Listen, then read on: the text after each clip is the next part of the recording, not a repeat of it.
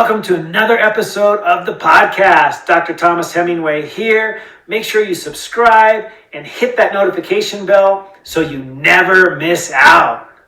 All right. On today's episode, I have a very special guest who is literally iconic in the fitness industry for decades now. He's coming up on almost 60 years of age, and he is one of the most healthy, vibrant guys I've ever met. He is a master trainer. He is someone who's graced the cover of almost every fitness magazine numerous times, literally 100 appearances on the cover. And the cool part about him is he's a real dude. He has practical steps.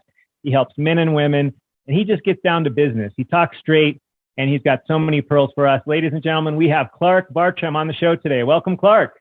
What's happening, Doc? Let's go. I'm excited to be here, my brother. Oh my gosh, such a pleasure to have you here on the show today. You are such an iconic man. And, I was chatting with you a little bit offline about your other, many and sundry talents, like throwing footballs across, parking lots into your truck over a fence and things like that. Like, dude, you're just a talented man. Well, I appreciate that. And I do a lot of that stuff, honestly, just for meditative reasons. It's a great place for me to go and decompress and really focus in and do something that takes me away from all of the business of the world. And I think that's a big part of what I teach and what you teach and what people are here to learn about.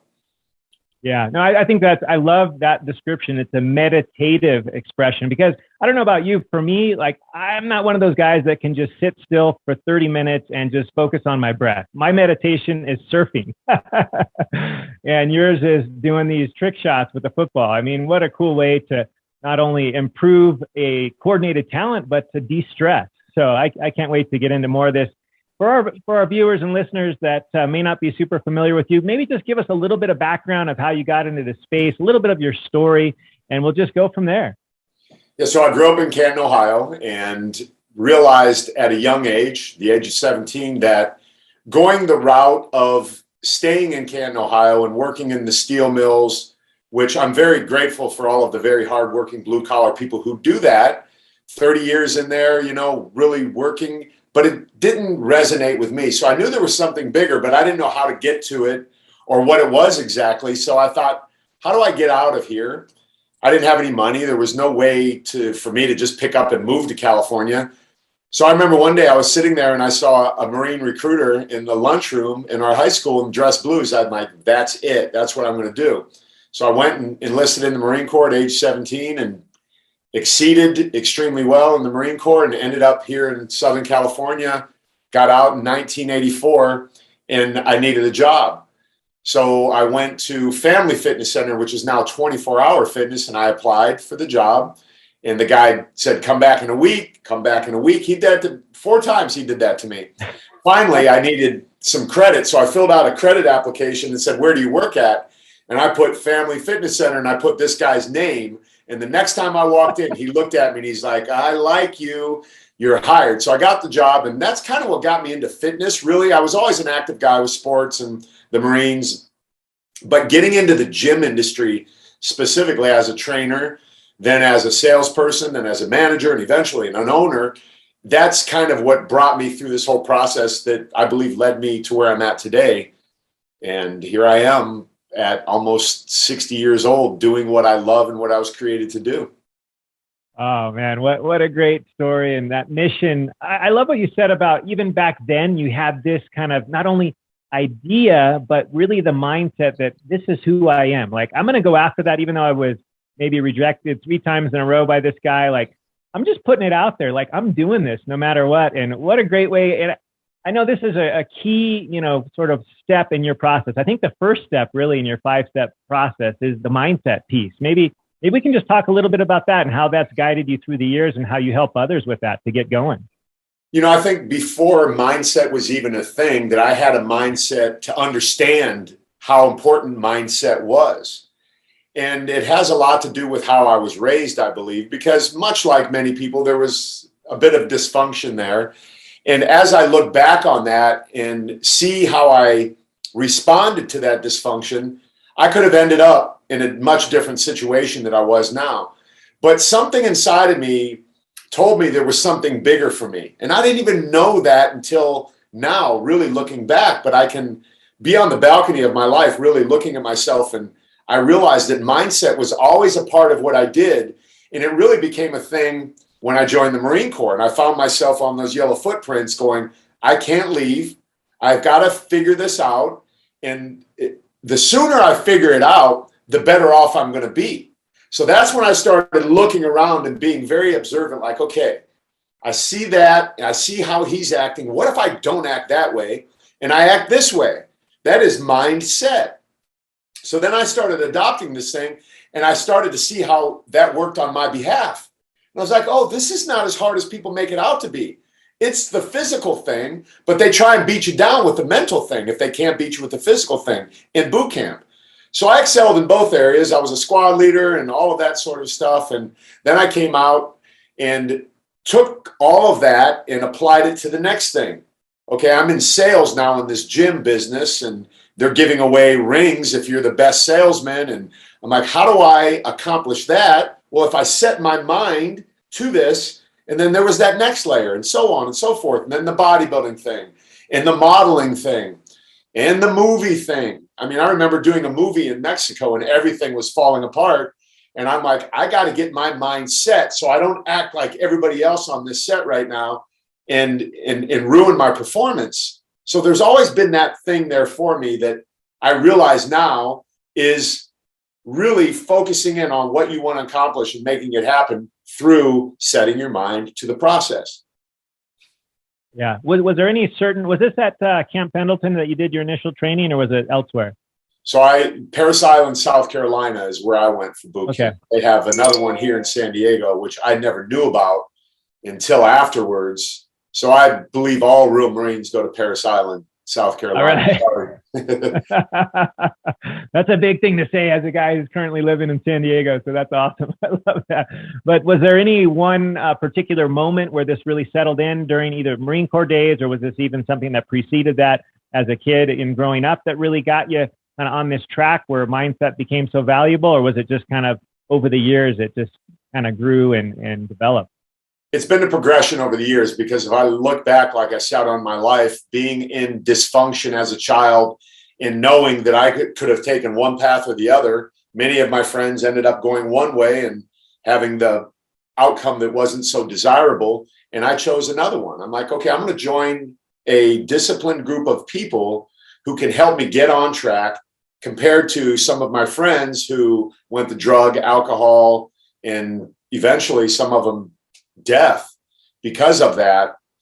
And then I took that to the next step. So it's been a progression. And I'm really right now at this stage of my life, truly understanding the power of all of that and what we can truly do. And that's why mindset is my number one thing. People say, Clark, what's the most important thing if you want to get in shape? It's nutrition, right? And I used to say, yeah, that was it. But it's not. It's absolutely not. And I don't care what anyone says, because you could choose keto, intermittent fasting, any of these fad diets that people are doing. If you don't have the mindset to stick with them for a lifestyle forever, doing it for 6 weeks means nothing. Yeah, I couldn't agree more. And in fact, for those that don't know, that was the book that you wrote, Where Your Mind Goes, You Go. And you got the second volume out as well. And I think you're kind of unique in that way. Not many personal trainers out there focus heavily as you do on the mindset piece, because I believe, like you do, it's not really a lack of information. Most of us know inherently that a cup of broccoli is more healthy than a cup of Oreo cookies, right? Like, we know that. That's pretty obvious. But it's the fact that when we decide in our mind that we're going to keep with something consistently day after day, eating real food, whatever dietary plan that looks like for us, whether it be keto, whether it be, plant-based or animal-based, carnivore, like whatever. I'm kind of like you. I don't subscribe to one of these specific fad diet plans. It's like, eat real food, move your body, get appropriate sleep, manage your stress, keep your mind right. These are the pillars that lead to a healthy life, right? It's not rocket science here. But when you work with people and you have folks that, and many of us do, we struggle with maybe at the end of the day what we decide to put in our mouths, what we decide to eat. How do you help them with the mindset piece? What does that look like when you begin with this journey, especially with food? Because food is important. It's not the most important, but it is important. How do you work with that? Well, it's very important. It's the second thing on my 5 principles. So when someone falls off the wagon, I guess we could say that, or they fall victim to what I'm now referring to as the witching hour. Because most of the men that I work with will tell me, Clark, I do great all day long. And then 7 o'clock hits to 9, I just sabotage myself with the chips and the beer and the bad choices. And then the next natural thing that happens, we as humans tend to self-deprecate. We tend to beat ourselves up. We tend to go, oh, see, you can't do this. Why even try? And these negative feedback loop conversations start to happen. So what I do is take them out of that immediately. And we just have a discussion of, look, you're a human. It's normal. It doesn't matter. It's okay. Move on. What is crying about it going to do? Don't cry over spilled milk. And when I do that over and over and over again with them, they finally realize that what I'm saying is true, because it is. There's nothing that you can do about it. You're not going to go purge and get rid of the chips. You just have to brush yourself off, get back on the horse the next day, and start the process where you left off, not over again, because it's an ongoing thing that will never, ever end for as long as we're on this earth. We're going to be faced with options and choices that might cause us to feel like we're not doing it to the best of our ability. But then suddenly I see something happen to these men where they connect. And when they connect, it's like a beautiful thing. The results just start to come, and it's because they're not prioritizing it so much. They're realizing it's a bigger thing than just being on a treadmill and eating a cup of broccoli. It's about lifestyle. It's about, and again, going back to the mindset piece, the reason most trainers don't talk about it is because no one wants to hear about it. Nobody, when they're starting a fitness program, wants to hear about this is a lifestyle. You got to get your mindset right. You got to do the work. And I just tell them flat out. And I think that's what brings people to me, is they like that honesty, because they've tried all the other stuff before with the fluff. Yeah, no, I couldn't agree more. I mean, often we're faced with this, sort of, we want, right, this step by step. We want somebody to tell us what to do, what to eat, how much to eat, when to exercise. We just kind of want this simple stepwise stuff. And yet at the end of the day, if we're not really committed, we haven't made that decision, our mind isn't really, set on achieving that, none of that really even matters, because maybe we'll do it a day, a week, or maybe a few weeks, but we're not going to stick with it, right? So I couldn't agree more. I love starting with the mindset piece. And I know the second pillar that you have is the meals, or the food part, right? Let's just talk about that a little bit. And I think this is a pretty universal truth. I know you work primarily with men these days, but you've helped effectively thousands of women as well throughout your journey. And we can all learn from this. What does the meals part look like to you, and how do you approach that piece of the puzzle? So I think what people need to understand, and what I share with the people that I work with, whether they're male or female, young or old, is that food is the most powerful drug you'll ever put in your body, because it causes a chemical and a hormonal response, period. That's what it does.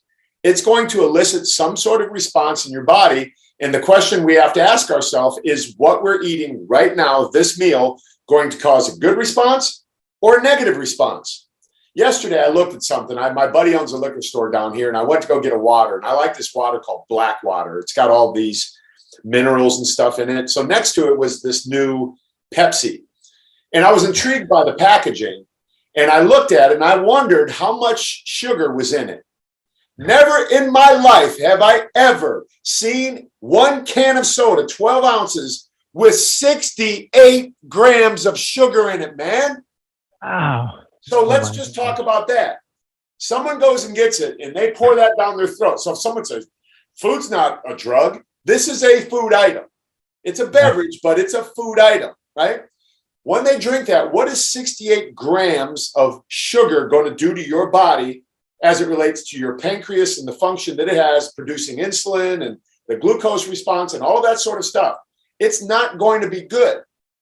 Now, there are options in that same cooler that include water or a carbonated drink or something that might have other chemicals in it.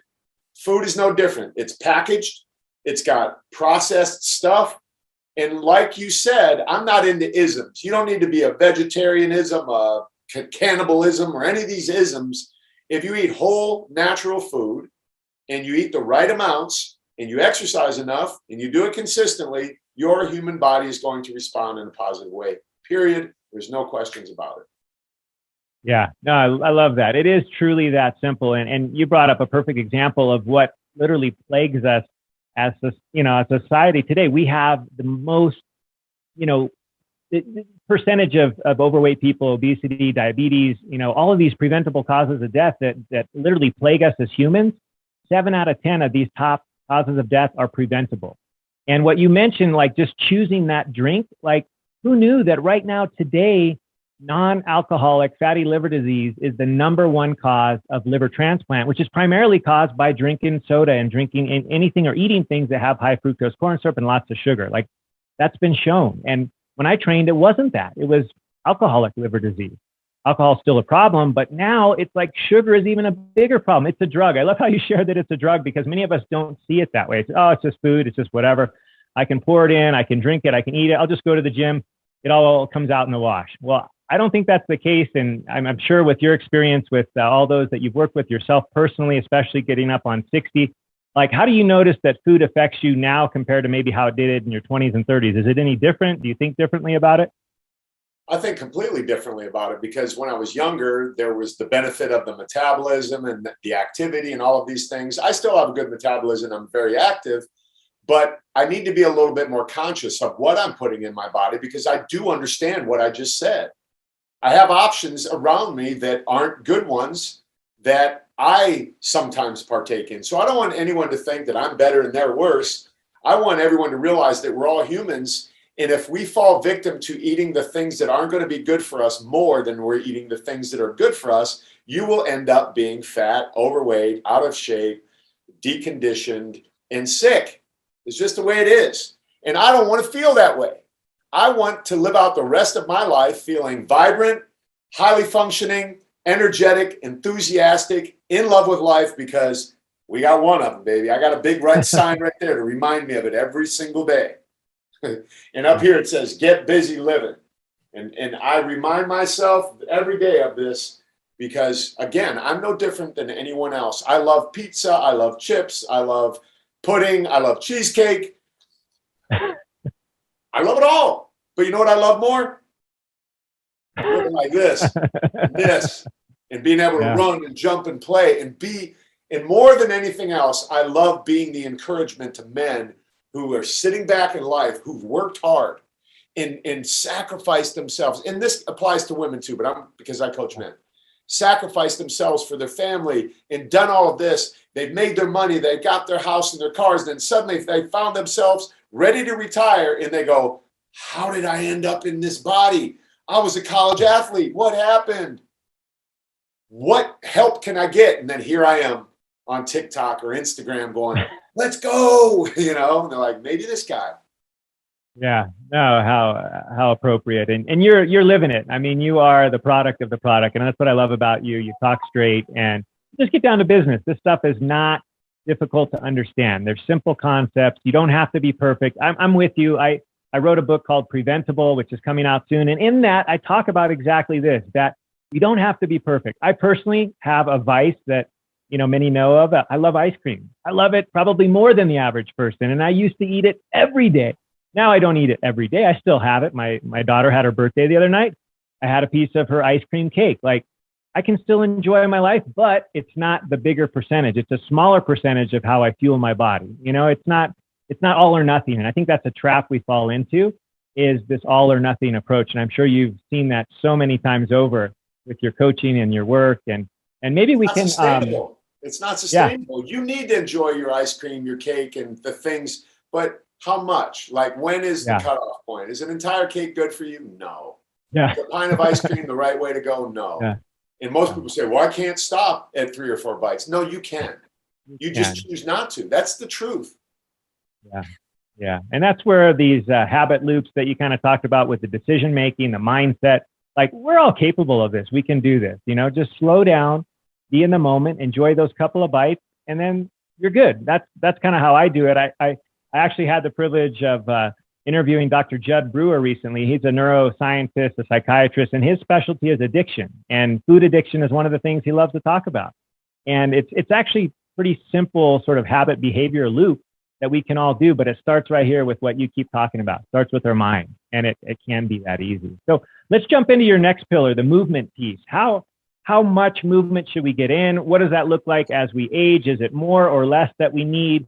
what does Clark's movement routine look like today as opposed to what it looked like maybe 10 or 20 years ago? Just talk us through a little bit about that. So how much and age dependent? How much is age dependent? Yeah. Because it's not the age necessarily, it's what you've done in proportion to your age compared to what you've done before. So most of the guys I work with will come to me, I was a college athlete. How long is a session to work out? I said, it's as long as I see you're capable of doing. It might be 5 minutes. So I have to hold people back from themselves because they have this mindset of, well, I used to be able to do this. Well, no, now that you're 58 and you haven't done anything for 30 years, we can't start you where you left off. You need to start where you're at. But for me, it's different because I've maintained that throughout the years. So that's where it's not age dependent. You follow what I'm saying? Yeah. Because I've maintained a high level of athleticism and movement, hand-eye coordination, and all the things that we referenced earlier. So it really comes down to maximizing the time in the gym, because a lot of people will have this badge of honor of, I spent 2 hours in the gym. I'm like, man, you were like an hour and a half too long in there. I'm out in 30 minutes. It's doing the right exercises to maximize the time invested and getting the most from it. So that's why a lot of people will tell older men to do compound or multi-joint movements, deadlifts, squats, bench press, burpees and cleans and things like that involve multiple joints, as opposed to like these beach type workouts where you're doing a bicep curl that you're isolating a muscle. Here's my philosophy. Do the least amount of work possible to get the best result. And that's what I do when I coach men. They expect me to put them on some big giant program. I'm like, man, I want to do the least amount of work possible to get you the fastest result. Yeah. And do you find that, I know my experience has been in the current, thank goodness, the literature is now sort of starting to really show this, is that increasing your muscle mass, especially as you age, is one of the most important things. I think I grew up, probably you as well, in this time where the gyms were like mostly a cardio thing, to lose weight. And, there was weightlifting and there were, free weights and things like that. But it seemed like everybody going there had this thought in their head that, oh, I have to do 30 minutes of cardio every time, and maybe I'll do weights for a couple of minutes kind of thing. And I feel like now there's a little bit of a shift, which I think is appropriate, because the studies show it, that when we do resistance training, whatever that looks like, we increase our muscle mass, that increases our metabolism, it helps us to age better. What are your thoughts on that balance between resistance training versus aerobic type stuff? Like, give me your thought. So if I was on a desert island and I had to choose between a treadmill and a barbell, it'd be a barbell all day long. Yeah. And I still think that most gyms are cardio heavy. If you go into any big box gym, you'll see anywhere between 50 and 100 treadmills easily. And that doesn't include the ellipticals and the Stairmasters and all of these other things that the average person thinks is the first thing they need to walk to when they join a gym. I could promise you, if there's 1,000 people watching us and 900 of them are not gym people that don't know what we know, and they went and signed up at a Globo gym today, and they were left to their own devices, and they signed that contract, the first thing they would walk to is a treadmill. 100% absolutely guaranteed. Even with the information and the research that we have that you just talked about. I was fortunate enough to come up with people who really emphasized the weightlifting part to me, and I had this desire to have a physique, so that was never an issue. And I learned early on the benefit of having lean mass. Now, whether the numbers are true or not, everyone for years has thrown around this, you burn 50 extra calories a day for every pound of lean muscle you have. I don't think that's across the board. It's right. But the reality is, it doesn't matter what the number is. You are more efficient metabolically with more muscle. And there are skinny, fat people on this planet. Yeah, it's actually a really big problem, and something that I don't think we really recognized until about this last decade, where we started to really look at it, the so-called visceral fat, right? The abdominal fat that really is the type that causes the insulin resistance, the diabetes, all these chronic health inflammatory conditions that really most of the health illnesses is inflammatory. And when we get that muscle mass up, not only is working out, especially the resistance training piece, helpful to decrease inflammation, but you build as you appropriately mentioned, the metabolism. Your metabolism gets better. You build more mitochondria, those powerhouses that give us our energy. Exercise stimulates them. You can get more of them.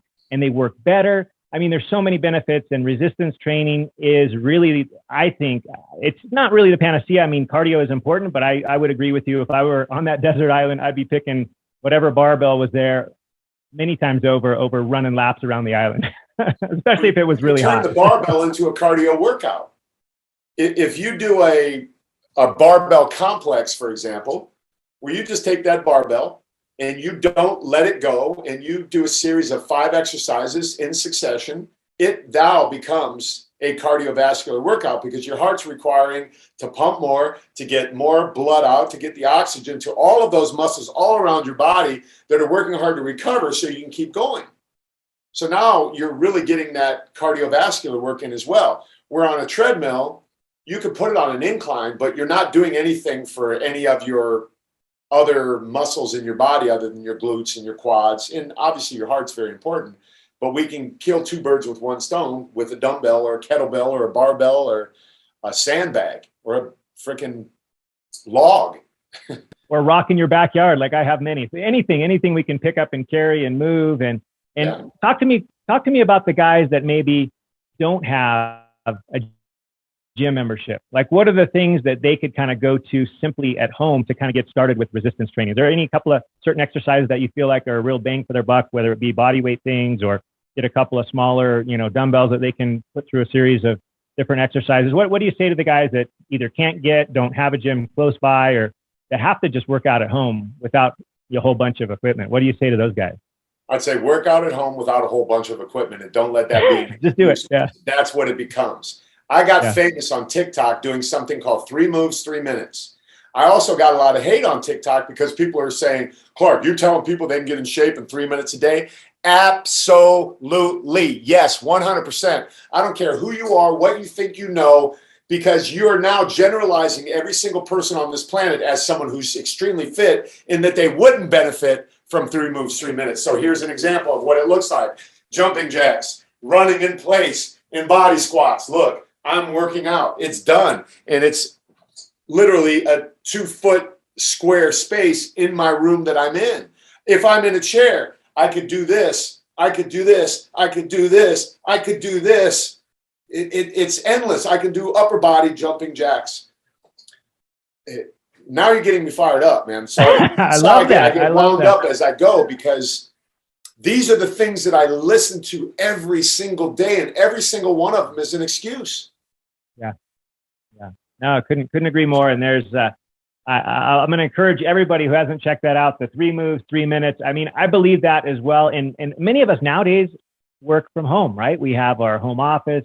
We have, the unfortunate thing about the whole home office thing with the pandemic is also there's that refrigerator real close by, right? It's just too easy. But the other thing that could be close by, like you said, is just 2 feet of space around your desk. You just get up, stand up, do squats.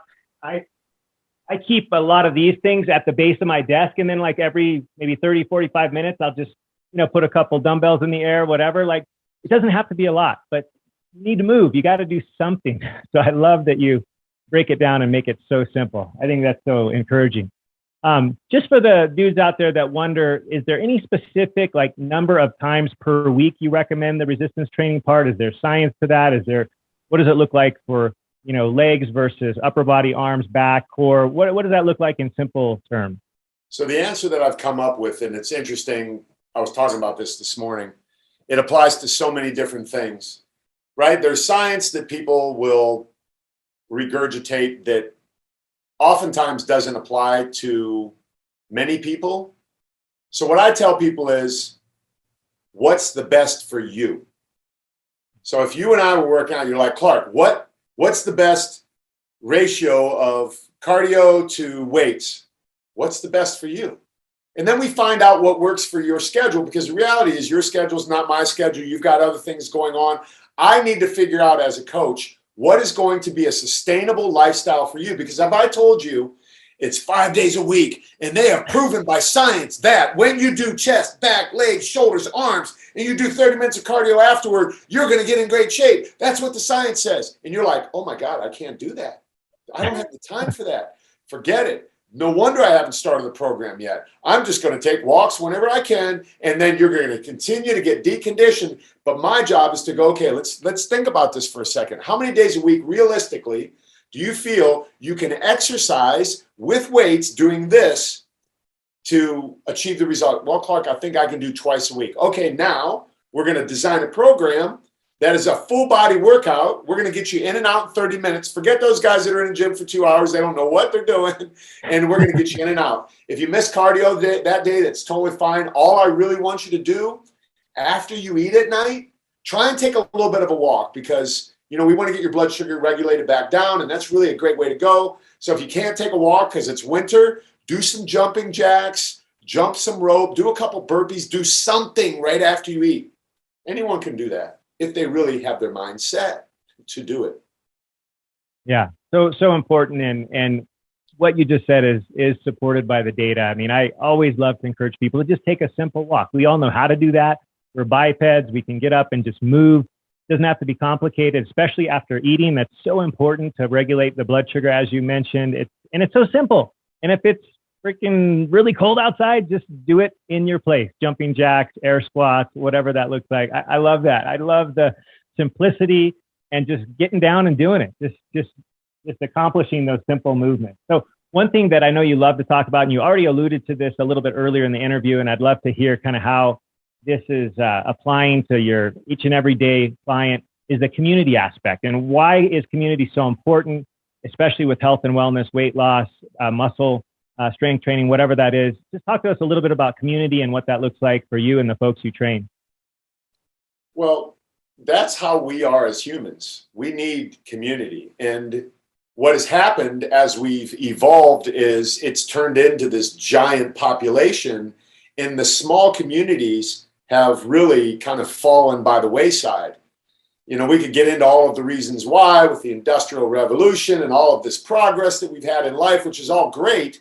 But if it takes away from interaction between humans, then we're missing out on probably the most special part of being a human. That's having relationships with other people. So the community that I've been able to cull together is like-minded, loving, caring, supporting, encouraging, receiving. These men get so much. And I did a video this morning. Every morning I wake up and I shoot a video for guys in my coaching community. And I start off by saying, this is the day that the Lord has made, and I will be glad and rejoice in it. Boys, here's what I want you to do. Pop, pop, pop, pop. And today I said, lean into the community, but don't always feel you need to be the coach. Take coaching and take encouragement. But when you feel like you want to encourage, lean in and do that, because it's an ebb and flow. And every solid organization is based on community. If you go to the church, has small groups. If you go to NA, AA, any of these organizations, it's all around community. So what does that tell you? It works. It works. Yeah. Well, also for us that are, looking at these civilizations throughout the world, the demographics of folks that live the longest, the centenarians, the one thing they all have in common, they eat real food, but they have a real sense of community. I mean, you go to Italy, to Sicily, any of these places, I mean, all of the elderly folks are spending time with the younger folks. You have these familial as well as other friend groups and things that they're so connected. The connection is more important than anything. I've heard you talk about this before, and I know that you feel the same way I do, but we are not destined to just be whatever our DNA shows. In fact, thank goodness the science is catching up to this, because we used to think, in fact, I was trained that the genetic code was everything, that you were sort of a victim of whatever you got from your mom and your dad. And that's just, it's not true. The science doesn't support that now. Thank goodness we're familiar with epigenetics, which is everything else that we either do or we don't do, the environment we're in, and those sorts of things is way more powerful. 90+% of what we look like as a human, our health and wellness and our lab tests and all this reflects all the other stuff that's not in the DNA. So I love how community for you is so crucial in this equation, because it's powerful. And I think many of us underestimate the power of that. So thank you for that. One thing I wanted to ask you is, it's on everybody's mind, right? Every day we're a day older. And I think for us guys, maybe that we don't like to talk about this kind of stuff. The women have perimenopause, menopause, and postmenopause. The dudes have andropause, right? The testosterone levels can fluctuate and things like that. You're obviously a guy that's somehow been able to, have that in your favor. And I think my recollection, if it's right, I hope it is, that you're not using like testosterone supplements and that sort of thing. You're all into improving that naturally. So I'd love to hear your approach on low T and andropause and what you do and what you recommend for folks, because at some point in time, we're all going to be in this equation. I'm, entering it now, and I'd just love to hear your thoughts on it. Yeah, so on my Instagram, there's a video of me sitting right here in this very seat interviewing another doctor who looked at my blood work and almost on some level wanted to prove that I was on some form of TRT or TOT, as I refer to it, testosterone optimization therapy. And he realized by looking at some of the other markers that I am not, and I have a natural testosterone level of 725. And it's not because of my genetics. See, there's genetic potential, and then there's the epigenetic factor that is the lifestyle. So it's my belief, and this may or may not be completely accurate, but your genetic potential either ends or starts the day you're born, because your parents are the ones that gave you the genes that you have. So now you're a little baby, you're born. If I completely live a life of drinking 68 grams of soda every single day from my bottle to the time that I'm 58 years old, I will not even tap into any part of that genetic potential. So what I've been able to do is capitalize on that genetic potential, because I realized early on when I flexed my bicep at age 14 for my buddies and they laughed at me and said, "You're deformed," I realized there was something about me that was different than everybody else. So I started to run with it literally in my life. And throughout the years, I realized that if I continue to do this, I can always be ahead of the curve and not be better than anyone else, but be better than everyone else, if you understand the difference in the use of that word. So everybody can change the way they exist starting right now today. And that's the thing that people need to understand. So what I deal with on a day-to-day basis is misinformed, ignorant people who don't understand what I'm trying to say. And what I'm trying to say is, if a man or a woman, a boy or a girl sits here today and says, "I don't like the way I look and feel, I need to make a change," we can change it instantly, right now, on a snap of a finger. And I'm going to show you right now, and you know this, but here's the first thing we need to do.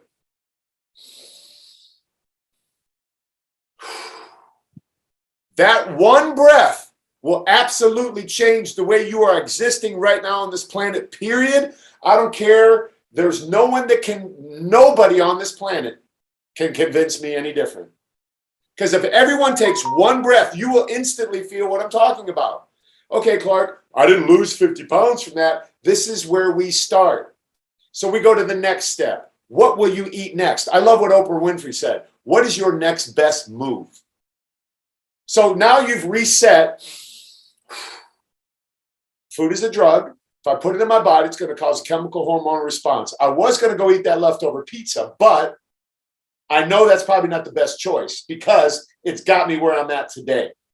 Why don't I have the ground turkey instead? Doesn't taste as good. Now this is where the mindset piece comes in. And it's just progression from there. I could walk through the whole entire process. And then what do? Here's what humans do. They project out 100 pounds of weight loss. They project out a 12-week program. They project out this far-off goal that none of us are excited about looking that far down the line. What we need to do is back up and go, what is my next best move today? Okay, I ate good food. Now I have the opportunity to go take a walk. I'm tired. I don't have the energy. Mindset. But I want the result because I heard Clark and the doctor say the science has shown, the research, the data, and this guy that knows none of that just knows if you get up and walk after you eat, you're naturally going to get your body back into balance. And that's what we want. So again, it's not rocket science. I don't know what you know. I just practice what I practice, and it lines up. Yeah. Well, the cool thing is you are gifted at recognizing the cues and the signals of your body. Like just to have that mindfulness that, okay, I know what's going to happen if I eat the pizza. I'm not going to want to work out. I'll wake up feeling achy the next day. Like if I eat a bunch of pizza or that big bowl of ice cream, like I might enjoy it for a few bites, but I know the next day when I wake up, I'm not going to feel that good. I also won't sleep that well tonight. So you recognizing the cues and then knowing enough about, the science and the data just to, give that an extra piece of validation. And of course, all your experience with your own body and thousands of others, it just makes sense. But I like how you break it down to the simple one step. What's your next big move? What's that next step look like? Because if we break our life down, it's all in moments. Everything is in a moment. All we have right now is each other, me and you. This is both of our entire worlds right now is me and you. My wife is in the other room, but she doesn't exist in my world. That's the reality.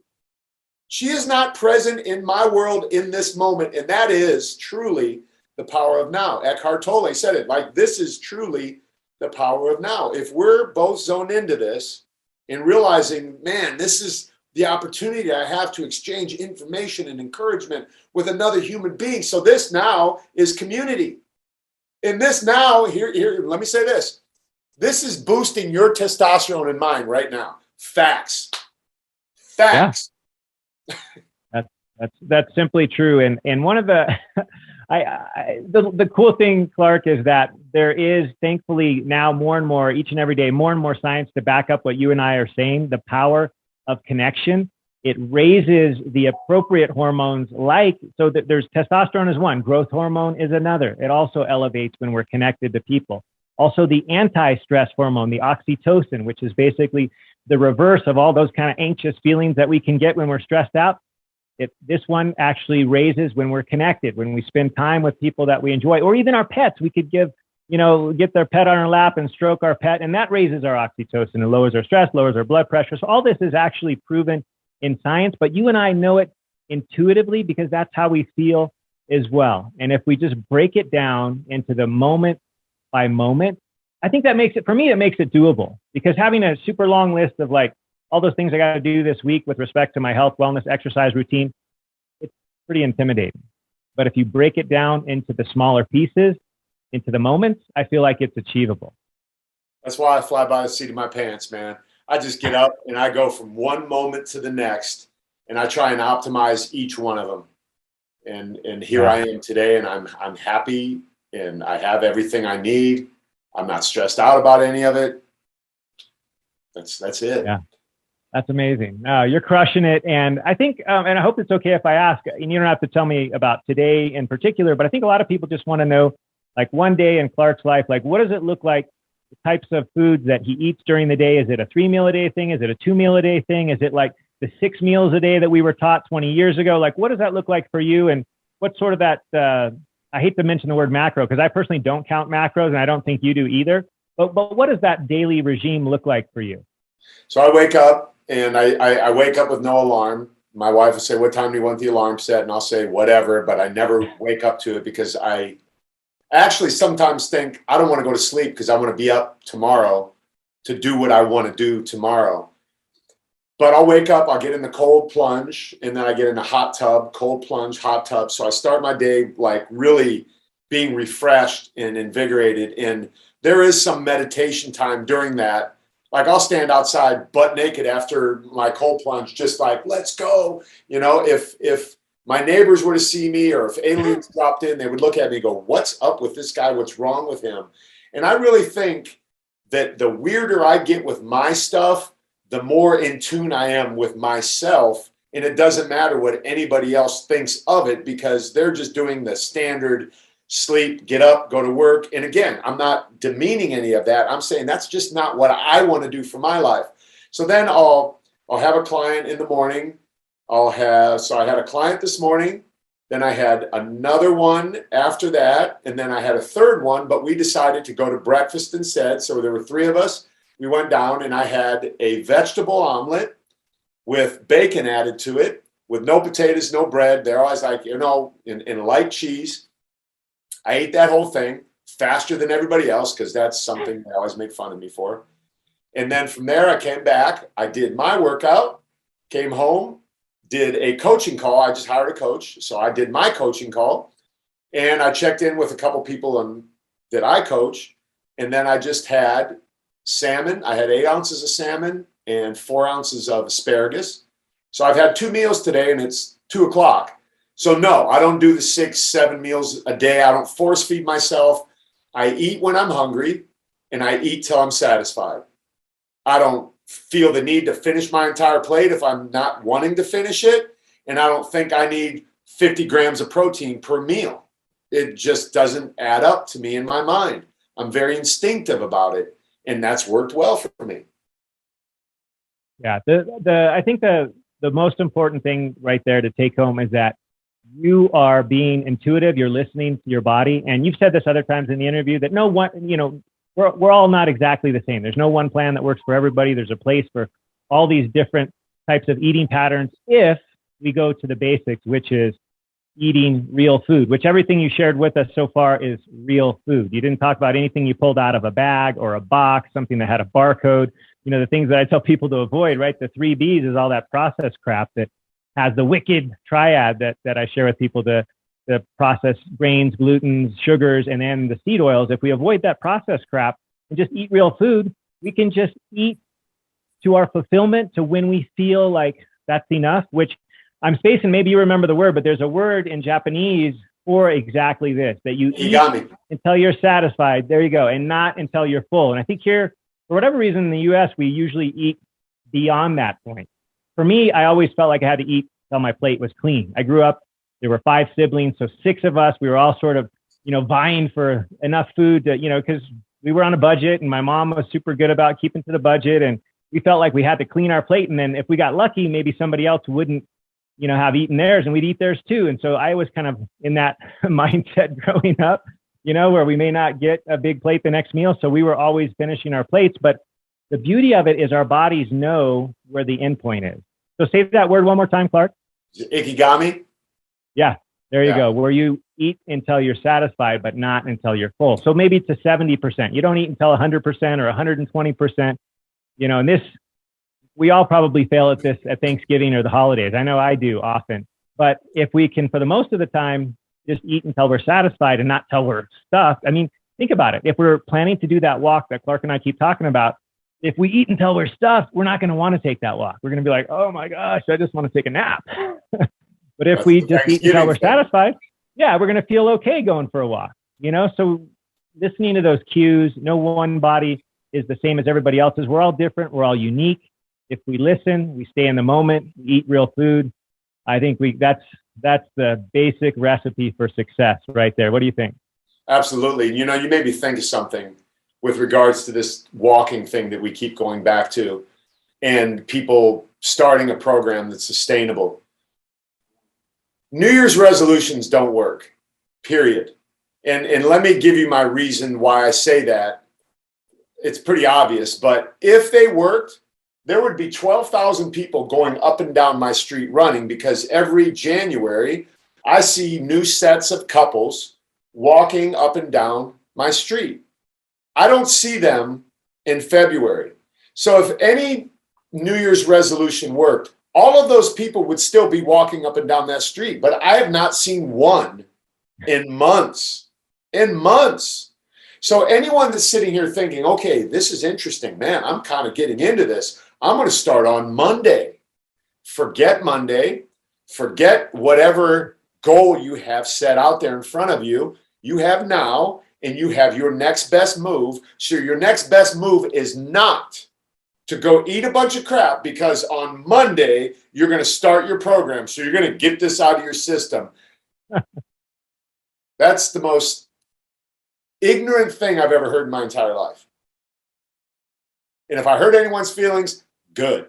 I don't care. I really don't care, because that will never work, period. It won't. But when you set your mind to wanting to make a change, because you owe it to your family, you owe it to your employer or your employees, and more importantly than anything else, you owe it to yourself, man. To look good, feel good, and function good. And I'm not talking about being on a magazine or being a bikini model or none of that. I'm talking about you being your best, however that manifests. And you know what I'm talking about, because right now it's getting down into the soul of some people like, man, he's telling the truth. I've never really heard anyone say like this. I ain't trying to get anyone to sign up for my program here. I'm just trying to make people think. Yeah, no, so true. And I couldn't agree more. You got to just focus on those simple things, listen to your body, and your next big move. Why not now? Why Monday? Why not today? Why not take that walk after your next meal today? Right? Why not today? And I love what you just shared, because it's a perfect segue into your final step that our viewers and listeners maybe don't even know yet, but you described it perfectly, which is the integrity piece that you've changed your final step to. I think it used to be supplements, which I think you and I both agree they do play a role.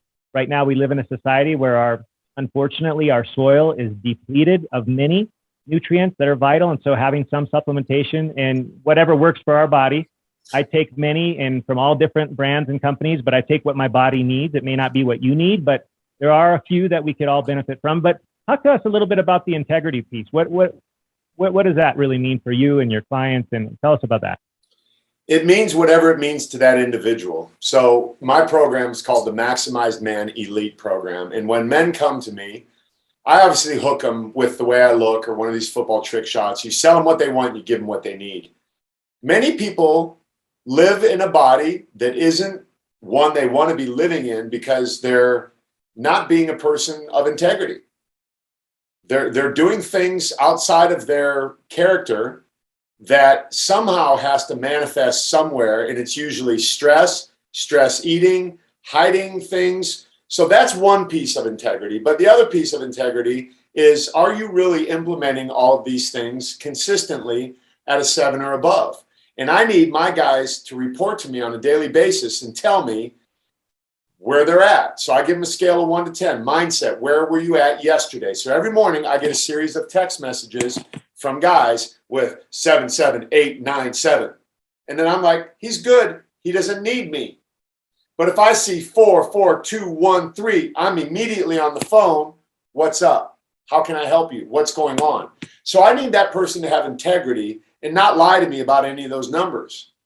We put the supplement piece into the food because it really is just a part of the nutrient conversation, which comes in the meals part. So the integrity piece comes down to what in that individual's life isn't necessarily in alignment with who they are, and how do we fix that? Because look, we're all just humans. We all have our weaknesses. We all have our flaws. Some people better than others. But if you come to grips with that, it's going to make this fitness piece a whole lot easier. If you're running around lying to people and doing things that aren't in alignment with how you were raised or what you believe, it doesn't work out to your advantage. You got to be true to yourself and to your beliefs. And I couldn't agree more. And you got to be honest, right? And I think that's the cool accountability factor too that you're sharing, is that's how we can really help one another, is if we're actually honest and vulnerable and we share what we're struggling with, because then we know how we can help one another and that sort of thing. And I know you're a guy that just loves to help people, and I see that in your eyes and in your soul. And so tell us, just to wrap it up, if there's any kind of parting thoughts, and then how our listeners and viewers can reach out to you and work with you. So I want anyone who's looking at me for the first time, kind of like, wow, man, this was a lot, to realize that I come from a place of love and understanding, because I literally work with thousands and thousands of men. Someone questioned me the other day when I said that on a TikTok post. Oh, this guy says he works with thousands of men. How's that possible? Well, 4 decades in the industry, Facebook groups, TV, magazine exposure. So I am exposed to a lot of people, and it's not hard to work with thousands of people. And you drill that down. So the amount of people that actually have meaningful conversation with me is still in the thousands. And I've learned so much that we're all here just trying to figure this out. And I couldn't come and do what you do as good as you do it. So that's why I exist, because people go, man, Clark, just tell me what to do.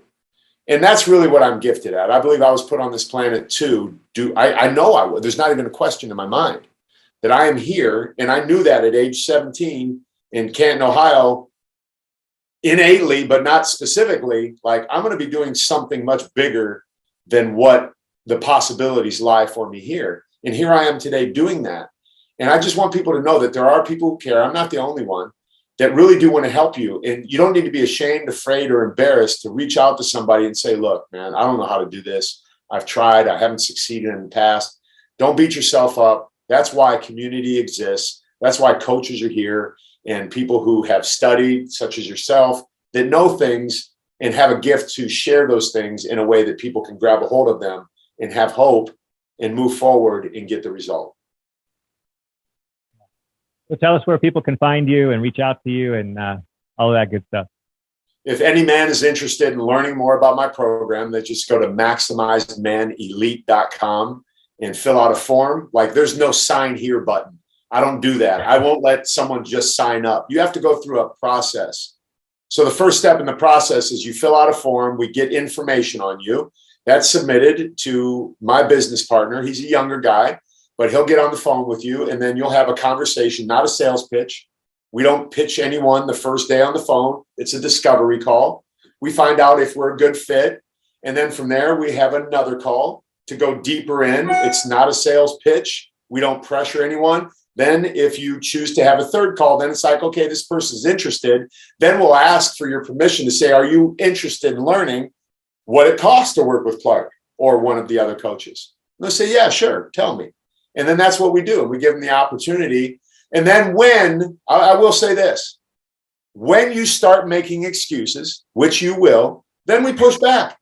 We absolutely push back, because now we're informed and we understand that you are only making excuses and your mind is not set yet. And you're not ready to take a step. And your next best step is engaging. Because if you took 3 phone calls with somebody and you said, I'm this, yeah, and you don't, we did something wrong. And we got to figure out how we can help you. So that's the process. And it works. It works. And I have like a lot of coaching clients that I'm working with, and I'm getting coaching on how to be a better coach. So it's a never ending thing, man. So it's just Maximize Man Elite. If any woman wants help, I have an online deal where you can get a customized meal plan and workout plan. It's just at cbxcoaching.com. And that's really it. And you can Google me. I'm all over the place. Yeah. And Clark Bartram on Instagram, Facebook, all of those avenues. What a great sharing today. I appreciate you so much. It's been a lot of fun. I feel like we've connected. I think our viewers and listeners have really felt your true sense of desire to really help them live their best life, their most active physical, whatever that looks like for each individual. You want them to accomplish those goals. And I love that. One life. I love it. We have one life, and Clark's going to help us live that, our best life. So thank you, Clark. You're a true inspiration. Just grateful for you. Thank you, brother. I hope you enjoyed this episode of the podcast. Please make sure you hit the subscribe button and the notification bell so you never miss out on any future episode. And I'd love to hear your comments and feedback. If there's any topic you'd love to hear about, you're dying to know, burning questions, please comment below and let me know what future topics are of interest to you.